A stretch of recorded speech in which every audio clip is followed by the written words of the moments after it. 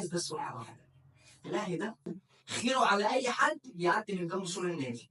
اسمع الجمله دي كويس. خيره على اي حد بيعدي من جنب سور النادي. يعني انت كونك ان انت لابس تيشيرت الاهلي، لابس تيشيرت الاهلي، فدي نعمه تقعد تحمد ربنا عليها كل يوم.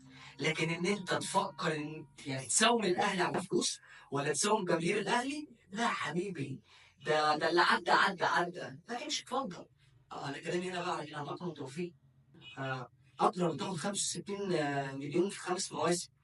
لا والله انا هجيب 3 مواسم. طب يا عم ماشي، احنا باقيين عليك. اكرم هتاخد 60 مليون جنيه في 3 سنين، وانت عندك 27 سنه، هيكون عندك 30 سنه غير الحمله الاعلانيه اللي انت تاخدها. لا لا لا، ده انا جاي عرض من قطر ب 200 مش عارف وكام مليون كده، انت فاهم؟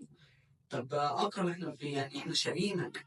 احنا مش عايزين نقول لك ان احنا في ظل ما انت اتصبت وجالك لون صليبي وفي يوم صليبي مع المنتخب، تمام، احنا شلناك ورجعناك وخليك احسن من الاول.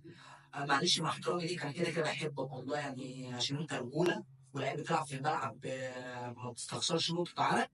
بس انت ككوره، انت مش كوير. لما لو كنت كوير شويه كنت عملت ايه؟ طب هل ده تاثير وكيل اعمالك؟ طب هل ده تاثير الرقم الخيالي اللي جاي لك؟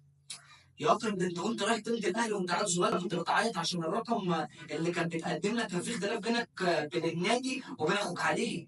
دلوقتي جاي تساوم جمهور الاهلي واداره الاهلي. احلى حاجه عملتها اداره الاهلي دلوقتي ان هي وقفت المفاوضات مع اكرم توفيق. طب انت تطلب اكرم توفيق ليه؟